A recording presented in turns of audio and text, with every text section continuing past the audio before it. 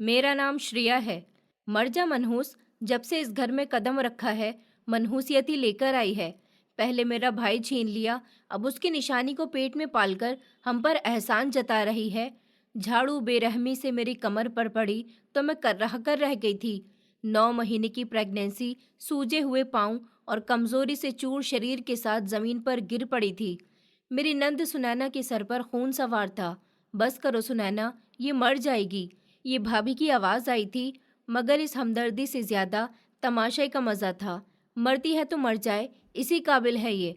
इसकी वजह से मेरा भाई चला गया और मेरा हंसता और बसता हुआ घर उजड़ गया। उसने एक बार फिर से झाड़ू उठाया और मेरे कांपती हुई टांगों पर मार दिया था। आंखों के सामने अंधेरा छाने लगा था। मैंने अपनी बेबसी से दोनों हाथ अपने पेट पर रख लिए थे, जैसे अपने बच्चे को इस जुल्म से बचाने की आखिरी कोशिश कर रही हूँ। बस बहुत हो गया। अचानक दरवाजे से एक गरजदार जानी पहचानी आवाज गूंजी थी। एक ऐसी आवाज जिसे सुने हुए महीने बीत गए थे। एक ऐसी आवाज जिसे मैं मरा हुआ समझ चुकी थी। कमरे में मौजूद सभी लोग पत्थर की मूरत बन गए थे। सुनैना का उठा हुआ हाथ हवा में ही रुककर रह गया था। मैंने आंखों से बहते हुए आंसुओं के बीच धुंधलाई हुई नजरों से दरवाजे की तरफ देखा था। वो वहीं खड़ा था, मेरा आर्यन। वही कद था, वही चेहरा था, वही आंखें जिनमें मेरे लिए मोहब्बत के समुद्र में गोते मारती थीं। लेकिन आज उनकी आंखों में मोहब्बत की जगह कयामत का कहर छाया हुआ था। उसके चेहरे की लकीरें गुस्से से तनी हुई थी और वो अपनी खुददार नजरों से सुनैना को देख रहा था। मेरी नंद के हाथ से झाड़ू छूटकर जमीन पर गिर गई थी। उसके चेहरे का रंग ऐसे उड़ गया था जैसे उसने मौत देख ली हो। भैया आप? उसके गले से घुटी घुटी आवाज निकली थी। मैं जो कुछ देर पहले दर्द से बेहाल थी, इस चमत्कार को देखकर अपनी सारी तकलीफ भूल गई थी। मेरे होठों पर खुद ब खुद एक मुस्कुराहट फैल गई थी। ये सब कैसे हुआ? ये चमत्कार कैसे दिखा? इस लम्हे तक पहुंचने के लिए मैंने किन किन कांटों भरे रास्तों का सफर तय किया था, ये कहानी शुरू से शुरू होती है। मैं 2 भाइयों की इकलौती और लाडली बहन थी। मेरे भाइयों ने कभी मुझे किसी भी चीज़ की कमी महसूस नहीं होने दी थी। हमारे परिवार में लड़कियों को ज़्यादा पढ़ाने का रिवाज नहीं था, लेकिन जब मैंने यूनिवर्सिटी जाने की ज़िद की तो मेरे बड़े भैया और छोटे भैया दोनों मेरे सामने हार गए थे। उन्होंने न सिर्फ मुझे शहर की सबसे अच्छी यूनिवर्सिटी में एडमिशन दिलवाया था, बल्कि मेरी हर ज़रूरत का ख्याल भी रखा था। मैं पढ़ाई में हमेशा से ही अच्छी थी। स्कूल और कॉलेज में हमेशा टॉप किया करती थी और यूनिवर्सिटी में भी मैं होनहार और इंटेलिजेंट स्टूडेंट्स में शामिल होती थी। यूनिवर्सिटी की दुनिया मेरे लिए बिल्कुल नई थी। यहाँ मैंने पहली बार अपनी पर्सनालिटी पर कॉन्फिडेंस करना सीख लिया था। यहीं पर मेरी मुलाकात आर्यन से हुई थी। आर्यन मेरी ही क्लास में था, लेकिन वो बाकी सारे लड़कों से बिल्कुल अलग था। जहाँ दूसरे लड़के लड़कियों से बात करने के बहाने ढूंढते थे, वहीं आर्यन हमेशा नजरें झुकाकर चलता था। वो अमीर फैमिली से बिलोंग करता था। उसके पिता शहर के बड़े बिजनेसमैन थे, लेकिन आर्यन में घमंड नाम की कोई चीज नहीं थी। उसकी यही सादगी और शराफत मुझे अच्छी लगने लगी थी। एक दिन उसने मुझे लाइब्रेरी के बाहर रोका था। श्रेया, मैं आपसे कुछ कहना चाहता हूँ। उसकी आवाज में एक अजीब सी घबराहट थी। मैंने कहा, जी कहिए।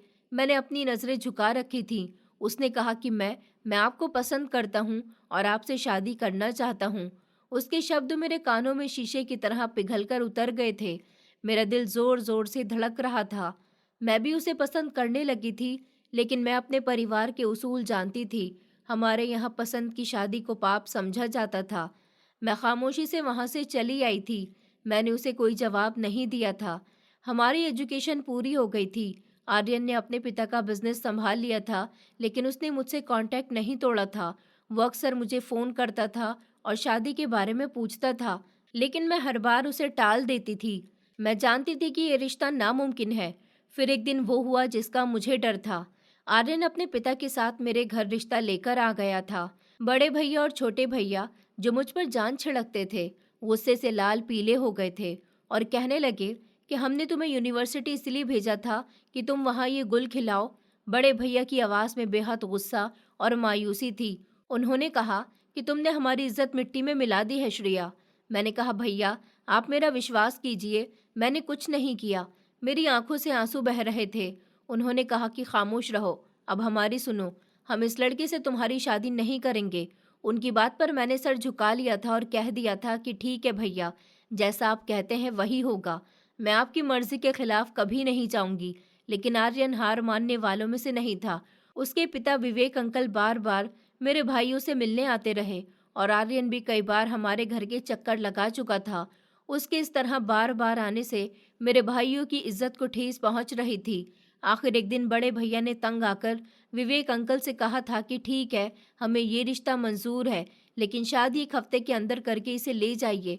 हमारे परिवार की इज्जत इसी में है कि ये जल्द से जल्द अपने घर की हो जाए। ये फैसला मेरे लिए किसी सदमे से कम नहीं था। एक तरफ आर्यन की मोहब्बत थी और दूसरी तरफ मेरे भाइयों की नाराजगी और हमेशा हमेशा के लिए जुदाई का गम था। और आर्यन तो बेहद खुश था। उसने मुझे फ़ोन करके कहा था कि श्रेया, तुम फिक्र मत करो, एक बार हमारी शादी हो जाए, मैं तुम्हारे भाइयों को भी मना लूँगा।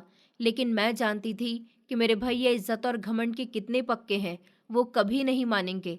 शादी सिंपल तरीके से हुई थी, लेकिन मेरे दिल पर बोझ बन गई थी। शादी के 7 फेरे लेते समय मेरे पैर काँप रहे थे। मैं खुद को अजनबी महसूस कर रही थी। मेरे पास न मेरी माँ थी, न कोई दोस्त थी, बस 2 भाई थे जो पत्थर की मूरत बने ऐसे ही खड़े हुए थे, जैसे किसी की मौत में शामिल हुए हों। आर्यन के चेहरा खुशी से दमक रहा था, लेकिन मेरी हालत देखकर उसकी मुस्कुराहट में भी कन्फ्यूजन उतर आई थी। विदाई का लम्हा मेरी जिंदगी का सबसे तकलीफ दे और नाजुक लम्हा था। मैं उम्मीद कर रही थी कि शायद जाते हुए मेरे भैया एक बार मेरे सर पर हाथ रख देंगे, एक बार मुझे गले से लगा लेंगे, लेकिन ऐसा कुछ भी नहीं हुआ था। बल्कि बड़े और छोटे दोनों भैया ने मिलकर कहा था कि आज के बाद तुम्हारे लिए हमेशा के लिए इस घर के दरवाजे बंद हो गए हैं श्रेया। भाइयों के शब्द किसी तेज धारदार खंजर की तरह मेरे दिल में उतर गए थे। अब उसी घर में तुम्हारी अर्थी उठेगी जिस घर में अब तुम जा रही हो। कभी इस दहलीज की तरफ पलटकर मत देखना। ये सुनकर तो मैं टूटकर ही बिखर गई थी। जिस आंगन में पली बड़ी थी, आज वही मैं अजनबी हो गई थी। गाड़ी में बैठते हुए मैं फूट फूट कर रो पड़ी थी। आर्यन ने धीरे से मेरा हाथ अपने हाथ में पकड़ लिया था और कहने लगा, श्रेया, मेरी तरफ देखो। उनकी आवाज़ में इतनी मोहब्बत और अपनापन था कि मैंने रोते हुए उसे देखा था। मैं जानता हूँ कि ये समय तुम्हारे लिए बहुत मुश्किल है, लेकिन मैं वादा करता हूँ कि मैं तुम्हारा साथ कभी नहीं छोड़ूंगा। मैं तुम्हारे भाइयों से भी माफ़ी मांगूंगा, उन्हें मना लूंगा। देखना, वो तुम्हें खुद वापस लेकर जाएंगे। उनके शब्द मरहम की तरह थे, लेकिन मेरे जख्म बहुत गहरे हो चुके थे। आर्यन का घर किसी महल से कम नहीं था। दौलत शोहरत हर कोने से झलक रही थी, लेकिन जैसे ही मैंने घर में कदम रखा था, मुझे अजनबी याद और ठंडी लहर का एक जोरदार झोंका महसूस हुआ था। सामने सोफे पर एक आधी उम्र की औरत बैठी हुई थी, जिनके चेहरे पर हैरानी के एक्सप्रेशन साफ जाहिर हो रहे थे। वो आर्यन की मम्मी थी। उनके साथ ही एक जवान लड़की भी बैठी हुई थी, जो यकीनन उसकी बहन सुनैना थी। किसी के चेहरे पर भी नई दुल्हन के आने की खुशी नहीं थी। नमस्ते, मैंने धीरे से सबको नमस्कार किया था और आगे बढ़कर मैंने अपनी सास के पैर छुए तो उन्होंने मुझे रूखा सूखा सा आशीर्वाद दिया था। उन्होंने कहा, आ ही गई तुम ही हो वो जिसके लिए मेरे बेटे ने परिवार में किसी को मुंह दिखाने के लायक नहीं छोड़ा। मम्मी प्लीज, आर्यन ने बीच में बोलते हुए कहा था, ये श्रेया है, मेरी पत्नी, और इस घर की इज्जत है। मैं उम्मीद करता हूँ कि आप सब इसे वही इज्जत देंगे जिसकी वो हकदार है। आर्यन के शब्दों में इतनी मजबूती थी कि वहां पर मौजूद सब खामोश हो गए थे।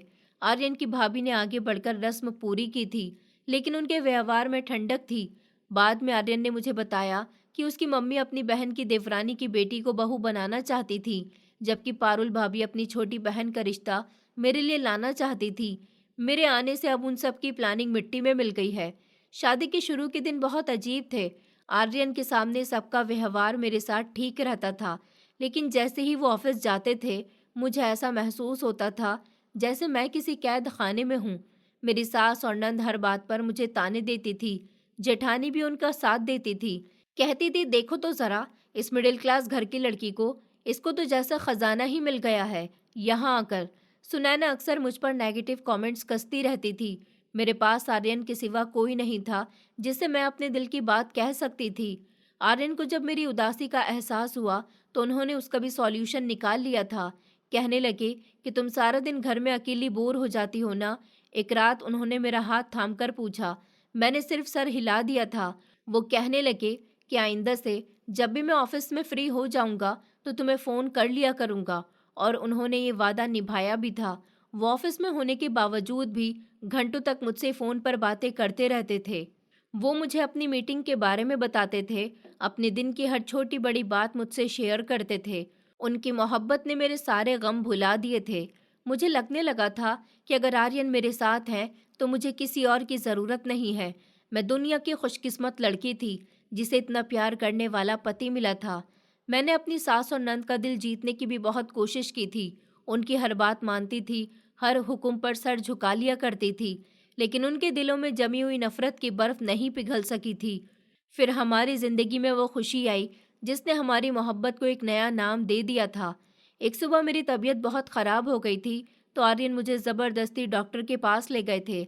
चेकअप के बाद जब डॉक्टर ने हमें बताया कि हम माता पिता बनने वाले हैं, तो आर्यन की खुशी का तो कोई ठिकाना ही नहीं रहा था। उनकी आंखों में खुशी के आंसू थे। उन्होंने अस्पताल से निकलते हुए कहा कि श्रेया, तुमने मुझे दुनिया की सबसे बड़ी खुशी दे दी है। और मेरा हाथ चूमकर कहने लगे कि मैं बहुत खुश हूँ।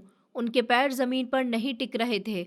उन्होंने रास्ते से मिठाई खरीदी थी और खुशी खुशी घर पर मुझे मम्मी पापा, सुनैना भाभी सबसे कहा था कि मैं आप लोगों के लिए गुड न्यूज़ लेकर आया हूँ। सब लोग लाउंज में इकट्ठे हुए थे। आर्यन ने मिठाई का डब्बा अपनी मम्मी के आगे किया था और उनको बताया कि मम्मी, आप दादी बनने वाली हैं। ये सुनना था कि सबके चेहरे पर एक अजीब सी खामोशी छा गई थी। मेरी जेठानी, नंद और सास तीनों के चेहरे उतर गए थे। मेरी सास ने बिना कोई खुशी जाहिर कहे कहा अच्छा, और मुंह फेर लिया था। सिर्फ मेरे ससुर थे जिन्होंने आगे बढ़कर आर्यन को गले लगा लिया था और मेरे सर पर हाथ रखकर मुझे आशीर्वाद दिया था। उस दिन मुझे बेचैनी से एहसास हुआ था कि इस घर में आर्यन और उनके पिता के अलावा कोई भी मेरे आने वाले बच्चे की खुशी में शामिल नहीं था। मेरी प्रेगनेंसी को लगभग 3 महीने गुजर चुके थे। इन महीनों में घर के माहौल में एक अजीब सा बदलाव दिखाई देने लगा था। आर्यन की भाभी, जिनका व्यवहार पहले से ही दिखावे भरा था, अब वो काफी ज्यादा बेहतर हो गई थी। उनकी बहन की शादी किसी और जगह तय हो गई थी। शायद इसीलिए उनके दिल में मेरे लिए नफरत कम हो गई थी। वो कभी कभी मेरे पास आकर बैठ जाती थी, मेरी तबीयत का पूछ लेती थी, क्या खाने पीने का ख्याल कर लेती थी और कहती थी श्रेया, अपना ख्याल रखा करो, इस कंडीशन में ज्यादा सोचना अच्छा नहीं होता। एक दिन वो मेरे लिए दूध का गिलास लेकर आई थी तो धीरे से बात करने लगी। मैंने उनको थैंक यू बोल दिया था, मगर मेरे दिल में अभी भी एक फैसला था। लेकिन जहाँ मेरी जेठानी के व्यवहार में नरमी आई थी, वहीं मेरी सास और नंद का व्यवहार दिन ब दिन सख्त होता जा रहा था। उन्हें मेरा वजूद ही एक आंख नहीं भाता था। मेरी सास अक्सर ऊंची आवाज में कहती थी कि जब से ये मनहूस यहाँ पर इस घर में आई है, हर कोई बीमार रहने लगा है। वो ऊंची आवाज में जानबूझकर इसलिए बोलती थी ताकि मैं उनकी बात को सुन सकूं। कहती थी, न जाने किसका बच्चा पेट में पाल रही है, मेरे बेटे को तो खा गई है। उनकी बातें तीर की तरह मेरे दिल पर लगती थी। मैं चुपचाप अपने कमरे में आकर रोती रहती थी। आर्यन को मेरे आंसुओं की खबर हो जाती तो वो मेरी सूजी हुई आंखें देखकर सब कुछ समझ जाते थे। वो हर लम्हा मेरे लिए ढाल बनकर खड़े रहते थे और अपनी मम्मी से कहते थे कि मम्मी, आप श्रेया से इस तरह बात क्यों करती हैं। एक शाम जब मेरी सास ने मुझे सबके सामने डांट दिया था तो आर्यन से बर्दाश्त नहीं हुआ था और उन्होंने अपनी माँ से सवाल जवाब करने शुरू कर दिए थे। कहा था कि श्रेया इस घर की बहू है और मेरे बच्चे की माँ बनने वाली है। इस कंडीशन में उसे खुश रहना चाहिए, मगर आपकी बातें उसे बहुत तकलीफ देती हैं। मेरी सास ने कहा, ओहो, पत्नी के आते ही माँ बुरी लगने लगी है। वाह बेटे, बहुत खूब। मेरी सास ने ताना देते हुए अंदाज में जवाब दिया था। आर्यन ने कहा कि ऐसी कोई बात नहीं है मम्मी, लेकिन जो गलत है वो गलत है। श्रेया मेरी जिम्मेदारी है और उसके साथ में कोई नाइंसाफी बर्दाश्त नहीं करूंगा। आर्यन के दो टूक जवाब ने उन्हें खामोश कर दिया था। मैं जानती थी कि आर्यन मेरी वजह से अपने घर वालों से दूर होते जा रहे हैं और ये बात मुझे अंदर ही अंदर खाए जाती थी। लेकिन उनकी मोहब्बत इतनी ज्यादा थी कि वो मुझे किसी भी तकलीफ में नहीं देख सकते थे। फिर एक शाम को ऑफिस से वापस आए तो उनका चेहरा कुछ बुझा हुआ और सीरियस था। मैंने परेशान होकर पूछा कि क्या बात है आर्यन, आप ठीक तो है ना। उन्होंने मुझे अपने पास बिठा लिया था और मेरे हाथ थाम लिए थे। कहने लगे, श्रेया, मुझे तुमसे एक ज़रूरी बात करनी है। मैंने कहा, जी कहिए। मेरा दिल एक अनजाने डर से धड़कने लगा था। कहने लगे कि मुझे कुछ दिनों के लिए एक ज़रूरी मीटिंग के लिए बाहर जाना है। पापा चाहते हैं कि मैं ही चला जाऊं। ये सुनकर मेरे पैरों तले से जमीन निकल गई थी। मैंने कहा कि नहीं आर्यन, आप मुझे छोड़कर नहीं जाएंगे। मेरा दिल नहीं मान रहा है, प्लीज आप मना कर दीजिए। मैं उनसे बच्चों की तरह रोने लगी थी। उन्होंने कहा, अरे अरे, तुम रो क्यों रही हो? बस कुछ दिनों की ही तो बात है। मैं वादा करता हूँ कि काम खत्म होते ही पहली फ्लाइट से वापस आ जाऊंगा। उन्होंने नरमी से मेरे आंसू साफ करते हुए मुझसे कहा था। आगे उन्होंने कहा कि मैंने भाभी को सब कुछ समझा दिया है, वो तुम्हारा बहुत ख्याल रखेंगी। मैंने न चाहते हुए भी सर हिला दिया था। मैं उन्हें परेशान नहीं करना चाहती थी। जिस दिन उन्हें जाना था, वो दिन मुझ पर बहुत भारी गुजरा था। मैंने अपने हाथों से उनका सामान पैक किया था। हर चीज़ रखते हुए मेरा दिल डूब रहा था। एयरपोर्ट जाने से पहले वो मेरे पास आए थे और कहने लगे कि अपना और मेरे बच्चे का बहुत ख्याल रखना। उन्होंने मेरे माथे पर मुझे प्यार देते हुए कहा था। मैंने कहा कि आप भी अपना बहुत ख्याल रखना और पहुंचते ही मुझे फ़ोन कर देना।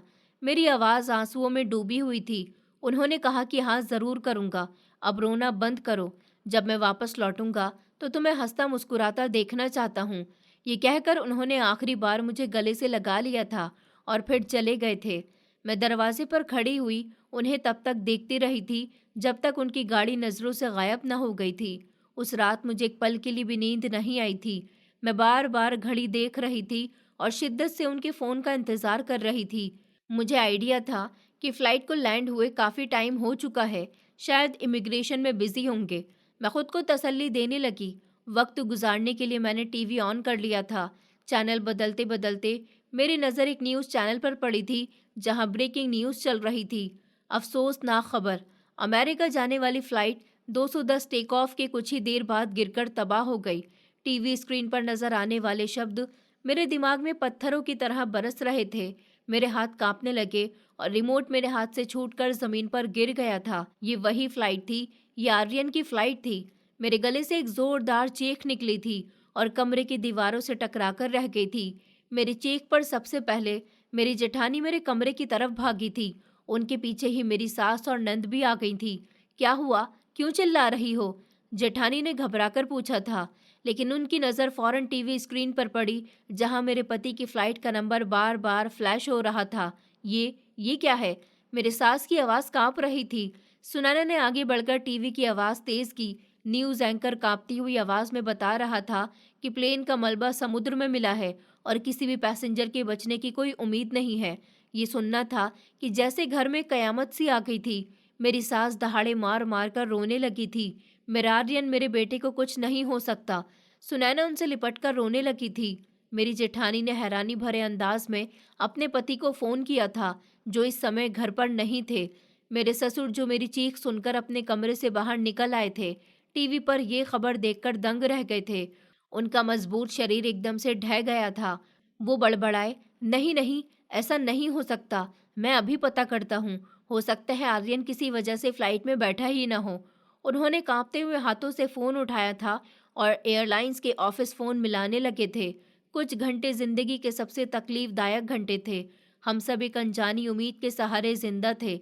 मेरे ससुर जी लगातार फ़ोन पर बातचीत कर रहे थे। उनका चेहरा हर गुजरते हुए लम्हे के साथ और भी सफ़ेद पड़ता जा रहा था। घर में रिश्तेदारों का आना जाना शुरू हो गया था। हर तरफ एक अफरा तफरी का माहौल था। मैं कोने में सोफे पर लाचार हरकत में बैठी हुई थी। मेरे आंसू सूख चुके थे। मेरा दिमाग खामोश हो चुका था। मुझे कुछ भी समझ में नहीं आ रहा था। ऐसा लग रहा था जैसे ये कोई भयानक सपना है और अभी कोई मुझे झंझोड़ कर जगा देगा और कहेगा कि सब ठीक है, आर्यन ठीक है। फिर वो फ़ोन कॉल आई जिसने हमारी आखिरी उम्मीद भी तोड़ दी थी। मेरे ससुर किसी से फ़ोन पर बात कर रहे थे और बात करते करते वो धड़ाम से सोफे पर गिर गए थे। उन्होंने इन्वेस्टिगेशन कर ली थी। उनकी आवाज़ टूट रही थी। उन्होंने कहा कि यात्रियों की लिस्ट में आर्यन का भी नाम है। वो कह रहे हैं, वो कहते हैं कि कोई नहीं बचा और लाशें भी। वो आगे कुछ बोल नहीं सके थे। ये सुनते ही मेरी सास ने अपना सर पीटना शुरू कर दिया था। उनका सारा दुख और सदमा एकदम से नफरत और गुस्से में बदल गया था। उनकी पहली नज़र मुझ पर पड़ी, जो पत्थर की बनी हुई सब कुछ देख रही थी। वो चीखी कि खा गई मेरे बेटे को और मेरी तरफ लपक आई। मनहूस, जब से इस घर में कदम रखा है, बर्बादी ही लेकर आई है। तेरा मनहूस साया मेरे चांद जैसे बेटे को निकल गया। इससे पहले कि वो मुझ तक पहुंचती, मेरे जेठ ने उनको रोक लिया था और कहा था कि मम्मी जी, होश में आइए, ये आप क्या कर रही हैं। वो अपने आप को छुड़ाने की कोशिश करने लगी और कहने लगी कि मैं सही कह रही हूँ, इसी की वजह से मेरा बेटा मुझसे दूर हुआ था, इसी ने मेरे बेटे पर जादू किया था, आज इसकी मनहूसियत ने उसकी जान ले भी ली है। मेरी नंद ने कहा, मम्मी आप सही कह रही हैं। वो भी रोते हुए यही बोल रही थी, ये हमारी जिंदगी में नहीं आती तो भैया आज हमारे साथ होते। उसके शब्द जहरीले सांप बनकर मुझे डस रहे थे। इस समय जब मैं खुद अपने होशो हवास में नहीं थी, जब मेरे शरीर का हर हिस्सा टूटकर बिखर चुका था, तब ये लोग मेरे ही जख्मों पर नमक छिड़क रहे थे। मेरी सांसें जिसके साथ चलती थी, वो मुझसे हमेशा के लिए दूर चला गया था और ये लोग मुझे उसका कातिल ठहरा रहे थे। मैंने लाचारी से अपने ससुर की तरफ देखा, जो शायद इस घर में मेरे अकेले हमदर्द थे, लेकिन वो खुद अपने बेटे के गम में डूबे हुए थे। उन्होंने खुद को एक कमरे में बंद कर लिया था। उनकी खामोशी ने मेरी सास और मेरी नंद को और भी ज्यादा ताकतवर बना दिया था। अब आने जाने वाले लोग भी मुझे अजीब सी नजरों से देखने लगे थे। मेरी सास हर किसी के सामने रो रो कर यही बयां करती थी कि मैं क्या करूं, ऐसी बहू लाई थी जो मेरे ही बेटे को खा गई है। मेरे लिए हर लम्हा एक मुसीबत बन गया था। आर्यन की मौत ने मुझे जिंदा होकर भी मार दिया था। मुझे लगता था जैसे मेरी जिंदगी का आखिरी दिन आ गया है, जैसे अब सांस नहीं आएगी। बस एक मेरे पेट में पलने वाली जान थी, आर्यन की आखिरी निशानी, जिसने मुझे जीने पर मजबूर कर रखा था। आर्यन की मौत को 2 महीने गुजर चुके थे। उन 2 महीनों में मेरे लिए समय जैसे रुक गया था, लेकिन मेरे ससुराल वालों के लिए शायद अब सब कुछ रूटीन पर आ रहा था। मेरे ससुर जो पहले कुछ दिन अपने कमरे में बंद रहे थे, अब दोबारा से अपने बिजनेस पर ध्यान देने लगे थे, मगर वो अभी भी खामोश और बुझे बुझे से रहते थे। आर्यन की मौत का सदमा उन पर सबसे गहरा पड़ा था। इस लंबे समय में सबसे बड़ा बदलाव मेरी जेठानी के व्यवहार में आया था। आर्यन के जाने के बाद जो थोड़ी बहुत हमदर्दी उन्होंने दिखाई थी, वह पूरी तरह से खत्म हो चुकी थी। वो वापस अपनी सास और नंद की टीम में शामिल हो गई थी और अब ये तीनों मिलकर मुझे परेशान करने का कोई मौका हाथ से नहीं जाने देती थी। मैं 5 महीने की गर्भवती थी और मेरी तबीयत अक्सर खराब रहती थी, लेकिन उन्हें मुझ पर थोड़ा भी तरस नहीं आता था। एक सुबह मैं सोकर उठी तो मेरे कमरे में एक अजीब सा शोर था। मैं कमरे से बाहर निकली तो देखा कि मेरी सास सारे नौकरों को लाउंज में इकट्ठा करके खड़ी हुई थी और कह रही थी कि आज से तुम में से किसी की भी इस घर में ज़रूरत नहीं है, अपना हिसाब करो और यहाँ से दफ़ा हो जाओ। वो सख्त शब्दों में उनको हुक्म दे रही थी। एक पुरानी नौकरानी ने हिम्मत करके पूछा, लेकिन मालकिन जी, अचानक क्या हुआ है? हमसे कोई गलती हो गई है क्या? मेरी सास ने एक शातिर नज़र उन पर डाली, जो सीढ़ियों पर खड़ी थी, और कहने लगी कि गलती तुमसे नहीं हुई, गलती मेरे बेटे ने की थी, उस मनहूस को इस घर में लाकर। जब हमारे पास एक मुफ्त की नौकरानी मौजूद है, तो हम तुम लोगों को सैलरी क्यों दे? उनका इशारा साफ मेरी तरफ था। सारे नौकरों ने तरस भरी नज़रों से मुझे देखा था और खामोशी से वहां से चले गए थे। उस दिन से मेरी जिंदगी का एक नया तकलीफदेह समय शुरू हो गया था। मैं अपने पति की याद में दिन रात रोती रहती थी। मैं उनके बच्चे की माँ बनने वाली थी और मुझसे इस घर में नौकरानी की तरह काम करवाया जाने लगा था।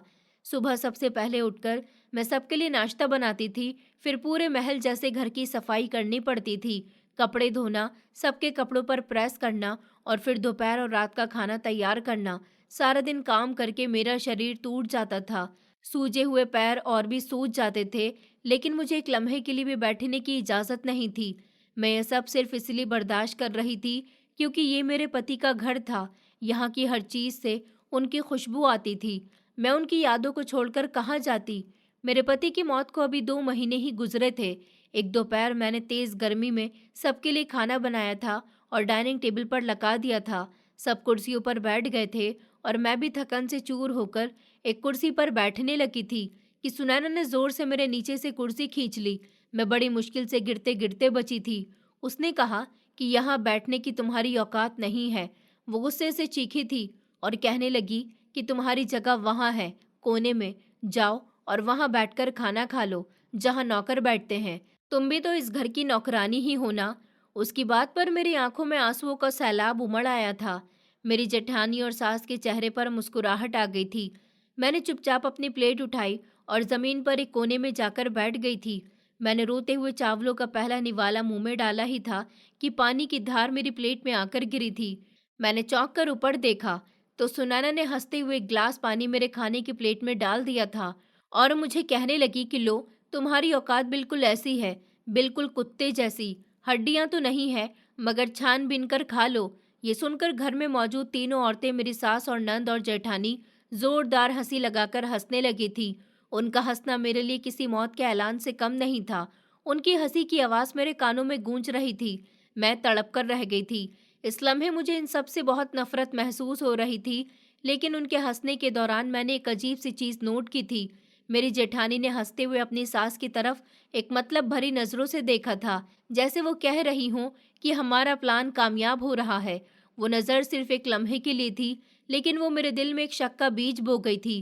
क्या ये सब सिर्फ नफरत की वजह से हो रहा था, या इस जुल्म के पीछे कोई गहरी प्लानिंग छुपी हुई थी? मेरी आंखों से आंसू लगातार बह रहे थे। मैंने प्लेट में पड़े हुए पानी को ज़मीन पर फेंक दिया था और बाकी के गीले गीले चावल खाने लगी थी। और फिर उनकी हंसी को सुना। जैसे तैसे मैंने अपना हाथ पेट पर रख लिया था। मैं बहुत कमज़ोर हो सकती थी, लेकिन मेरे अंदर पलने वाली जान कमज़ोर नहीं थी। ये मेरे पति की निशानी थी और उसे बचाने के लिए मुझे हर जुल्म सहना था, हर तूफान से लड़ना था। मैं उस रात अपने कमरे में ज़मीन पर बैठी बहुत रोई थी। मेरे कानों में मेरी सास, नंद और जेठानी के हंसने की आवाज़ गूंज रही थी। मेरी प्लेट में वो पड़ा हुआ पानी मेरी लाचारी और बेइज्जती का मुंह बोलता हुआ सबूत था। मुझे लगा कि जैसे मेरा दम घुट जाएगा, जैसे इस घर की दीवारें मुझ पर ही गिर रही हैं। मैंने अपने भाइयों को याद किया था, उनकी दी हुई धुतकार को याद किया था और फिर अपने पति के आखिरी शब्दों को याद किया था। उन्होंने कहा था कि जब मैं वापस लौटूं तो तुम्हें हंसता मुस्कुराता देखूंगा। ये सोचकर मेरे आंसू भी और ज्यादा शिद्दत से निकलने लगे थे। इस लम्हे जब दुनिया का हर दरवाज़ा मुझ पर बंद हो चुका था, मुझे एक ही दरवाज़ा खुला हुआ नजर आया था, मेरे भगवान का दरवाज़ा। मैं उठी और कांपते हुए हाथों से भगवान के आगे हाथ जोड़कर प्रार्थना करने के लिए बैठ गई थी। प्रार्थना करते हुए आंखें बंद करते ही मेरी बर्दाश्त के सारे बंधन टूट गए थे। मैंने कहा कि हे भगवान, तू ही तो है, तू सब कुछ देख रहा है, तू सब कुछ सुन रहा है। मैं सिसक रही थी। मुझ में अब और भी बर्दाश्त की हिम्मत नहीं रही है। ये जुल्म मेरी जान ले रहा है। हे भगवान, अगर मेरी जिंदगी में कोई सुकून नहीं बचा तो मुझे मौत दे दे, लेकिन इस बेगुनाह बच्चे को बचा ले। ये मेरे पति की आखिरी निशानी है। इसे इन जालिमों के सहारे मत छोड़ना। तू ही मेरा रखवाला है, तू ही मेरी रक्षा करने वाला है। मेरे लिए कोई बेहतरीन रास्ता निकाल दे। उस रात मैंने अपने दिल का सारा बोझ अपने भगवान के सामने उतार दिया था। मुझे विश्वास था कि वो मेरी प्रार्थना ज़रूर सुनेगा। इसके बाद ये मेरा रोज़ का रूटीन बन गया था। दिन भर मैं जानवरों की तरह काम करती थी, उनके ताने और अत्याचार सहती थी, लेकिन रात के आखिरी समय में मैं अपने और भगवान की प्रार्थना के लिए रखती थी। प्रार्थना करने के बाद रो रो कर पूजा करती थी, अपने पति की आत्मा की शांति के लिए प्रार्थना करती थी। मेरे इसी पूजा पाठ ने तो मुझे जिंदा रखा हुआ था। इसी तरह 3 महीने और भी गुजर गए थे। मेरी प्रेगनेंसी का अब 9वां महीना शुरू हो चुका था। अब मेरे लिए झुककर काम करना तो लगभग नामुमकिन ही हो गया था, लेकिन मुझ पर रहम करने वाला कोई भी नहीं था। उस दौरान मैंने अपनी जेठानी और अपने पति के बड़े भाई के व्यवहार में एक अजीब सा बदलाव महसूस किया था। वो अब मुझ पर जुल्म करने से ज्यादा और चीज़ों में दिलचस्पी ले रहे थे। एक रात पानी पीने के लिए जब मैं किचन की तरफ जा रही थी, तो मैंने अपने जेठ को फ़ोन पर धीमे शब्दों में बात करते हुए सुना था कि फिक्र मत करो, पापा से कागजात पर सिग्नेचर ले लिए हैं। आर्यन के हिस्से की आधी प्रॉपर्टी भी अब हमारे नाम हो गई है। बस ये लड़की किसी तरह यहाँ से दफा हो जाए तो बाकी का काम भी हो जाएगा। उनके शब्द सुनकर मेरे कदम वहीं जम गए थे। तो ये थी वो प्लानिंग। मेरी जेठानी का सास की तरफ देखकर मतलब भरे अंदाज में मुस्कुराना, उनका मुझे हर हाल में घर से निकालने पर तुले होना, ये सब सिर्फ नफरत नहीं थी, ये लालच था। मेरे पति की जायदाद हड़प करना चाहते थे और मैं और मेरा होने वाला बच्चा उनके रास्ते का सबसे बड़ा कांटा थे। इस सच्चाई ने मुझे अंदर से हिलाकर रख दिया था। ये लोग कितने पत्थर दिल और मतलबी थे। अपने ही भाई की विधवा और उसके अनाथ बच्चे के साथ ऐसा सुलूक। अब मुझे अपने ससुर की खामोशी का मतलब भी समझ आ रहा था। वो शायद अपने बड़े बेटे के दबाव में थे। मैंने कई बार उन्हें कुछ कागजात पर सिग्नेचर करते हुए देखा भी था। जब उनका बड़ा बेटा उनके पास बैठता था तो वो मुझसे नजरें चुराते थे, क्योंकि वो मुजरिम थे।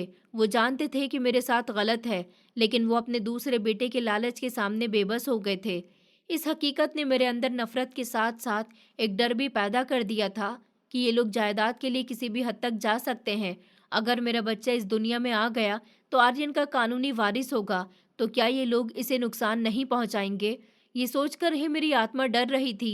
अब मेरा हर दिन एक नए डर के साथ गुजरता था। मैं हर निवाला डर डर कर खाती थी, हर कदम फूक फूक कर रखती थी। मुझे उनके चेहरों से वहशत होने लगी थी। एक दिन सुनैना ने मेरे करीब से गुजरते हुए जहरीली आवाज में कहा, अब तो तुम्हारे पास गिनती के ही दिन रह गए हैं। उसकी नजरें मेरे बढ़े हुए पेट पर थीं। कहने लगी, एक बार ये बोझ उतर जाए, फिर देखते हैं कि तुम और तुम्हारी निशानी इस घर में एक दिन भी कैसे टिकते हो। उसकी धमकी खुली हुई और साफ थी। वो मेरे बच्चे के पैदा होने का इंतजार कर रहे थे ताकि मुझे धक्के देकर इस घर से निकाल सके और आर्यन की हर चीज पर उनका काबू हो सके। मेरी प्रार्थनाओं में अब और भी शिद्दत आ गई थी कि हे भगवान, अब समय बहुत कम है। मेरे बच्चे को इस दुनिया में लाने से पहले कोई चमत्कार कर दे, कोई रास्ता दिखा दे। मेरी प्रेगनेंसी का आखिरी महीना किसी कयामत से कम नहीं था। हर दिन एक साल की तरह गुजर रहा था। अब मुझे उन लोगों की नफरत से ज्यादा डर महसूस होने लगा था। उनकी लालच भरी नजरें हर समय मेरा पीछा करती थी। रातों को मैं अपने कमरे का दरवाजा बंद करके अंदर से कुर्सी लगा लेती थी। मुझे डर था कि कहीं ये लोग मेरे बच्चे को कोई नुकसान पहुंचाने के लिए किसी भी हद तक जा सकते हैं। उनकी बेसब्री अब साफ नजर आ रही थी। वो चाहते थे कि मैं जल्द से जल्द इस घर से निकल जाऊं, लेकिन मेरी प्रेगनेंसी के दिन उनके रास्ते की रुकावट थे। एक दिन मेरे जेठ मेरे पति के बड़े भाई मेरे पास कुछ कागजात लेकर आए थे। कहने लगे कि श्रेया, ये आर्यन के कुछ बैंक अकाउंट्स के डॉक्यूमेंट्स हैं। इन्हें बंद करवाने के लिए तुम्हारे सिग्नेचर्स की ज़रूरत है। यहाँ पर साइन कर दो। उनके शब्दों में एक दिखावे भरी नरमी थी। मैंने उनके हाथ में मौजूद पेन को देखा। मेरा दिल जोर जोर से धड़क रहा था। मैं बिना पढ़े किसी भी कागज पर सिग्नेचर नहीं करूंगी, मैंने हिम्मत करके कहा था। मेरा जवाब सुनते ही उनके चेहरे का रंग बदल गया था। उन्होंने कहा, क्या मतलब है तुम्हारा? तुम हम पर शक कर रही हो? मैंने कहा, मैं सिर्फ अपना हक इस्तेमाल कर रही हूँ। इतने में मेरी सास भी वहां पर आ गई थी और कहने लगी कि देखा, मैं ना कहती थी कि ये बहुत चालाक है। इसकी नज़र मेरे बेटे की दौलत पर है। सांप की तरह फन फैलाए बैठी है ये। मैंने कहा कि ऐसी कोई बात नहीं है। मैंने सफाई देना चाही थी। उन्होंने कहा, खामोश रहो, ज्यादा ही जुबान चलने लगी है तुम्हारी। वो गुस्से से चीखी थी, तुम्हें क्या लगता है हम तुम्हारे मोहताज हैं? सिग्नेचर करो वरना। मैंने कहा, वरना क्या? मैंने भी आज हिम्मत से काम लिया था और कहा कि आप लोग जो भी कुछ कर रहे हैं मैं सब जानती हूँ। ये जायदाद मेरे पति की है और इस पर पहला हक मेरे बच्चे का है। मैं इसे किसी लालच के हवाले नहीं करूंगी। ये सुनते ही घर में जैसे आग लग गई थी। मेरी जेठानी और नंद भी वहां पर आ गई थी। मेरी नंद का चेहरा गुस्से से लाल हो रहा था। उसने कहा कि तेरी इतनी हिम्मत कैसी हुई कि तू मेरे भैया भाभी पर इल्जाम लगाए? एहसान फरामोश औरत, हमने तुझे अपने घर में जगह दी हुई है और तू हम पर ही इल्जाम लगा रही है। सुनैना चिल्लाई थी और मामला इस कदर बढ़ गया था कि बात हाथापाई तक आ गई थी। मेरी सास ने सुनैना को इशारा किया कि इसका दिमाग ठिकाने लगाओ। सुनैना, इसे बता दो कि इस घर में किसका हुक्म चलता है। सुनैना ने करीब पड़ी हुई झाड़ू उठा ली थी और मेरी तरफ बढ़ी थी और कहने लगी कि आज मैं तेरा सारा घमंड मिट्टी में मिला दूंगी। मैंने पीछे हटते हुए कहा कि प्लीज भगवान के लिए ऐसा मत करो, मुझे मत मारो, मेरे बच्चे को कुछ हो जाएगा। मैं रोते हुए रिक्वेस्ट कर रही थी, लेकिन उनके सर पर खून सवार था। सुनैना ने झाड़ू का पहली वार मेरी कमर पर किया था। दर्द की एक जोरदार ठीस मेरे पूरे बदन में फैल गई थी। मैं जमीन पर गिर पड़ी थी और अपने दोनों हाथों से अपने पेट को ढांप लिया था। वो रुकी नहीं थी, वो हमदर्दी से मुझे मारती रही थी। मेरी सास और जेठानी खड़ी हुई तमाशा देख रही थी। उनके चेहरों पर शैतानी मुस्कुराहट थी। मेरा जेठ भी खामोशी से सब कुछ देखता रहा था। मैंने कहा, छोड़ दो मुझे, कोई तो बचाओ। मेरी चीखें इस बड़े से घर में गूंज रही थी। मुझे लगा आज मैं और मेरा बच्चा हम दोनों ही बचेंगे नहीं। वो मुझे इसी तरह पीट रही थी जब अचानक बंगले का मेन गेट का दरवाजा एक जोरदार धमाके से खुला। ऐसा लगा जैसे किसी ने इसे लात मारकर तोड़ दिया हो। बस बहुत हो गया। एक जोरदार और गरजदार आवाज पूरे घर में गूंज गई थी। एक ऐसी आवाज जिसे मैं मरकर भी नहीं भूल सकती थी। कमरे में पूरी तरह से सन्नाटा छा गया था। सुनैना का उठा हुआ हाथ हवा में ही रुक गया था। सबने दहशत भरी नजरों से दरवाजे की तरफ देखा था। मैंने भी अपने आंसुओं से धुंधलाई भरी आंखों से उसकी तरफ देखा था। दरवाजे की चौखट पर बाहर की रोशनी की वजह से एक साया नजर आ रहा था। एक लंबा मजबूत साया जो गुस्से से हाँफ रहा था। कौन? कौन है? मेरे जेठ की आवाज़ लड़खड़ाई थी। वो साया धीरे धीरे अंदर दाखिल हुआ था। जैसे ही उसका चेहरा रोशनी में आया तो वहां खड़े हुए हर इंसान की चीख निकल गई थी। सुनैना के हाथ से झाड़ू गिर गया था। मेरी सास ने ऐसे मुंह पर हाथ रखा था जैसे उन्होंने भूत देख लिया हो। मैं जो जमीन पर बेदम पड़ी हुई थी, अपनी आंखों पर विश्वास न कर सकी। क्या ये मेरा वहम है या फिर कोई चमत्कार है? मेरे होठों से फौरन एक कांपती हुई चर्चा निकली थी। आर्यन। आर्यन का वजूद, उनकी आवाज़, सब कुछ इतना सच्चा था कि एक लम्हे के लिए वहां मौजूद हर इंसान सांस लेना भूल गया था। आर्यन ने उनके जवाब का इंतजार नहीं किया था। उनकी आंखों में दहकते हुए अंगारे थे। वो लंबे लंबे कदम उठाते हुए सीधा सुनैना के पास पहुंचे थे और एक झटके से उसे मुझसे दूर धकेल दिया था। कहने लगे कि तुम्हारी हिम्मत कैसे हुई मेरी पत्नी पर हाथ उठाने की? वो दहाड़ कर बोले थे। उनकी आवाज़ में वो कहर था कि सुनैना डर के मारे कांपती हुई जमीन पर गिर पड़ी थी और कहने लगी कि भैया, आप जिंदा हैं। उसके गले से मरती हुई आवाज़ निकली थी। हाँ, मैं जिंदा हूँ। तुम्हारी मनहूसियत भरी प्रार्थनाओं के बावजूद भी जिंदा हूँ, ताकि तुम जैसे शैतानों को उनके किए की सजा दे सकूं। इतने में मेरी सास होश में आई थी। कहने लगी कि मेरा बेटा आर्यन। वो रोती हुई उसकी तरफ लपकी थी ताकि उसे गले लगा सके। तू जिंदा है, ऊपर वाले का शुक्रिया। आर्यन ने अपने हाथ उठाकर उन्हें वहीं रोक दिया था और कहने लगे कि दूर रहो मुझसे। उसकी आवाज़ में नफरत थी। उसने कहा, आप माँ कहलाने का हक खो चुकी हैं। तुम सब मेरे मुजरिम हो। इतना कहकर वो सबको नज़रअंदाज करते हुए मेरे पास आए थे और ज़मीन पर मेरे सामने बैठ गए थे। उनकी आंखों में वही मोहब्बत थी जिसके लिए मैं महीनों से तड़प रही थी। उन्होंने बेहद नरमी से मुझे सहारा देकर उठाया था और कहने लगी कि श्रेया, मेरी पत्नी। उन्होंने मुझे अपने सीने से लगा लिया था और कहने लगी कि मुझे माफ़ कर दो। मैं तुम्हें इन दरिंदों के बीच अकेला छोड़कर चला गया था। इन लोगों ने तुम्हारे साथ ये सुलूक किया। उनकी आवाज़ भीग गई थी। आर्यन, आप तो सच में वापस आ गए हैं। मैंने रोते हुए उनके चेहरे को छुआ था। उन्होंने कहा कि हाँ श्रेया, मैं आ गया हूँ। अब तुम्हें कोई तकलीफ नहीं दे सकेगा। उन्होंने मेरे हाथ पर प्यार दिया था। मेरी जेठानी ने डरते डरते पूछा, लेकिन कैसे प्लेन तो? आर्यन ने मुझे अपने बाजू के घेरे में ले लिया था और उन सब की तरफ देखा था। वो कहने लगे कि हाँ, प्लेन क्रैश हुआ था और मैं भी मर ही चुका था। उनके शब्दों ने सबको चौंका दिया था। प्लेन क्रैश होने के कुछ लम्हे बाद ही मैंने अपनी सीट चेंज की थी। मैं इमरजेंसी एग्जिट के बिल्कुल करीब गया था। शायद यही वजह थी कि जब प्लेन समुद्र में गिरा तो मैं प्लेन के मलबे से दूर जाकर रेस्क्यू टीम को जिंदा मिला था। लेकिन मेरी हालत बहुत ख़राब थी। मैं कोमा में चला गया था। उन्होंने एक गहरी सांस ली और बताया कि अस्पताल में एक अफरा तफरी का माहौल था। मेरे कपड़ों और जेब से जो आईडी कार्ड मिला था वो जलकर राख हो चुका था। वो किसी और यात्री का था जिससे मैंने सीट बदली थी। इसी गलत फहमी की बुनियाद पर उन्होंने मेरा नाम मरने वालों की लिस्ट में डाल दिया था। कई हफ्तों के बाद जब मैं कोमा से बाहर आया तो मेरी याददाश्त जा चुकी थी। मुझे अपना नाम तक याद नहीं था। ये सुनकर सबके चेहरे पर हैरानी थी। उन्होंने बताया कि मैं महीनों उस अस्पताल में गुमनाम की कंडीशन में रहा था। डॉक्टर मेरा इलाज करते रहे, लेकिन मेरी याददाश्त वापस नहीं आ रही थी। फिर कुछ दिन पहले एक नर्स मेरी जेब से मिले हुए बटुए को साफ कर रही थी। उसमें एक छोटी सी फोटो थी, तुम्हारी फोटो श्रेया। उन्होंने मेरी आंखों में देखते हुए कहा था। उस फोटो को देखते ही मेरे दिमाग में जैसे धमाका हुआ था। मुझे सब कुछ याद आ गया था। तुम, हमारी शादी, हमारा बच्चा, सब कुछ। मुझे जैसे ही होश आया तो मेरे दिमाग में पहला ख्याल यही था कि मेरे बाद मेरे घर वाले तुम्हारे साथ कैसा सुलूक कर रहे होंगे। मैं अपनी सेहत की परवाह किए बिना जैसे तैसे करके पहली ही फ्लाइट से यहाँ पहुँचा हूँ। उनकी बात सुनकर मैं उनसे लिपट गई थी और रोते हुए कहने लगी कि ऊपर वाले ने मेरी प्रार्थना स्वीकार कर ली। मैंने ऊपर वाले से बहुत प्रार्थना की थी कि वो मेरे बच्चे के लिए कोई हल निकाल दें। ऊपर वाले ने मेरे बच्चे को उसका पिता लौटा दिया। आर्यन ने मुझे खुद से अलग किया और फिर पलटकर अपने भाई की तरफ देखा, जो खामोशी से दीवार के साथ लगे खड़े हुए थे।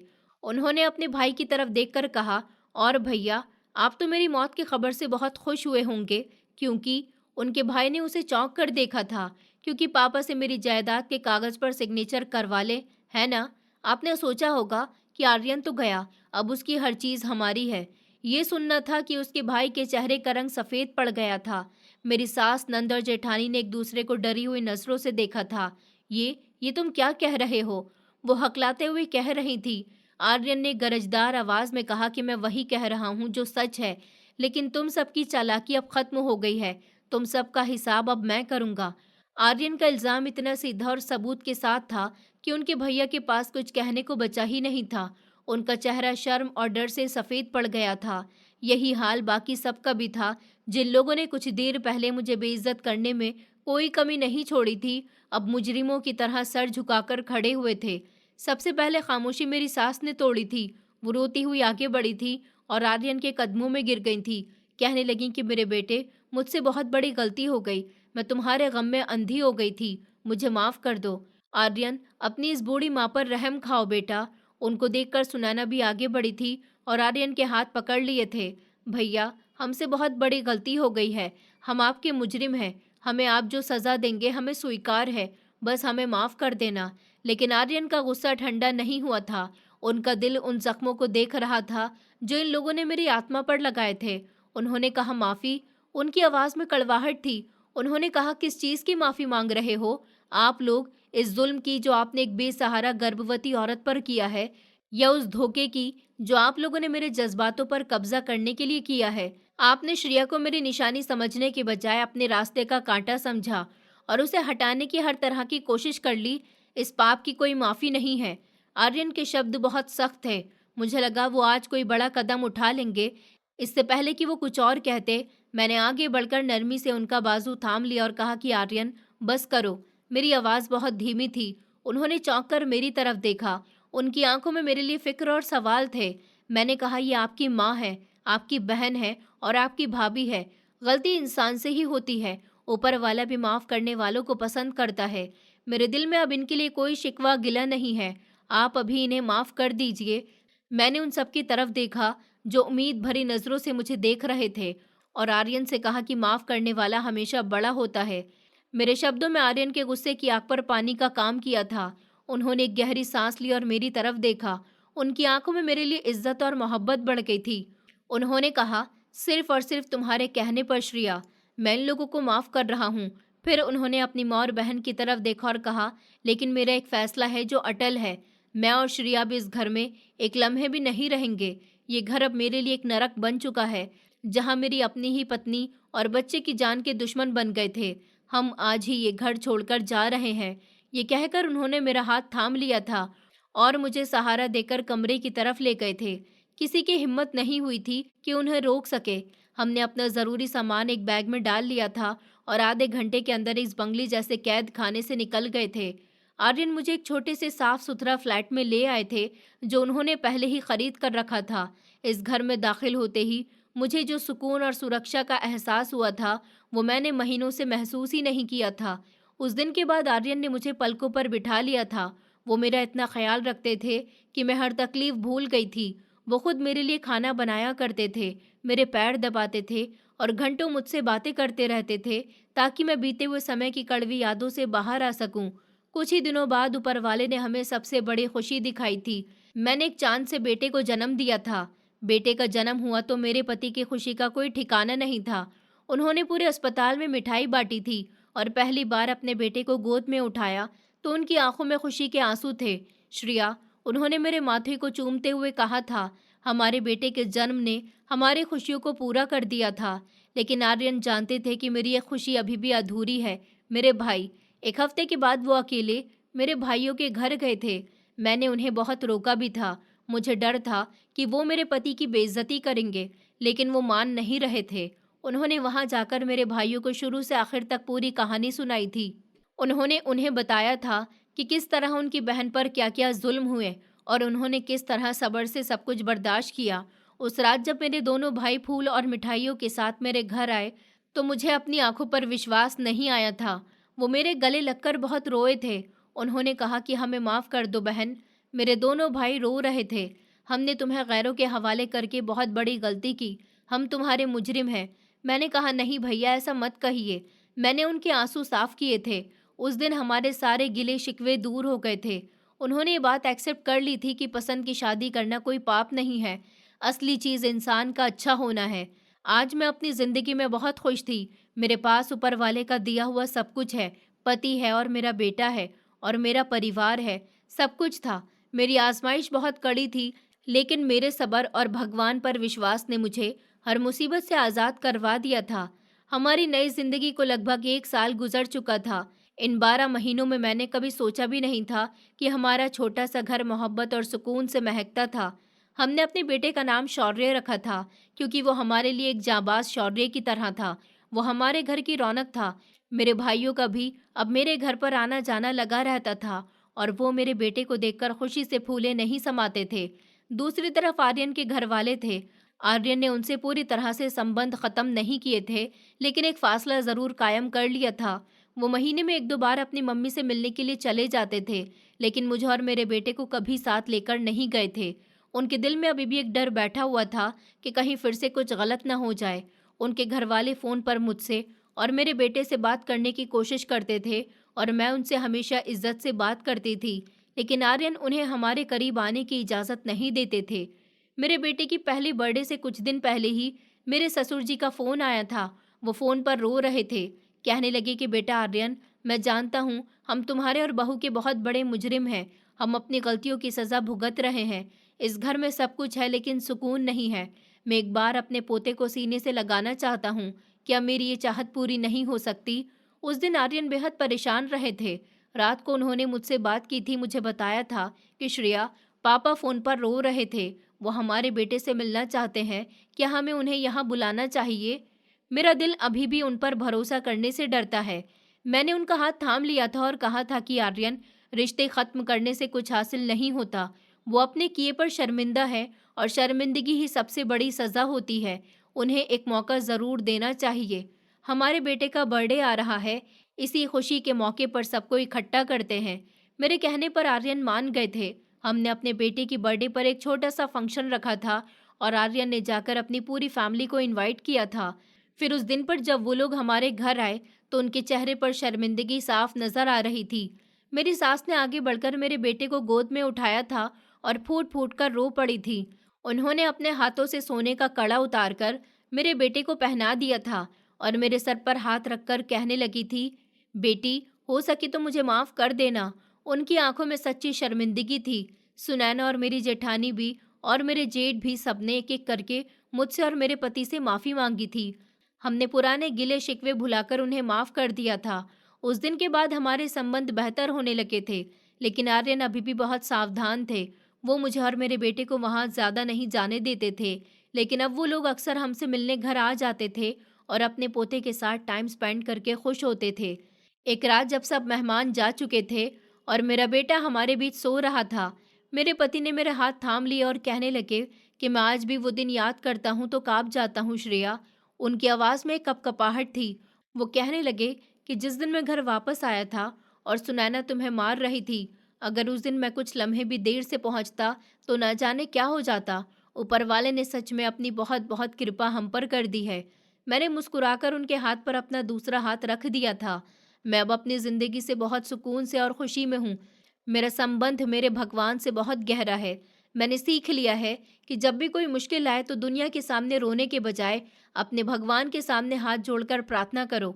मैंने हर मुश्किल समय में उसी से मदद मांगी, और उसने हमेशा मेरी मदद की।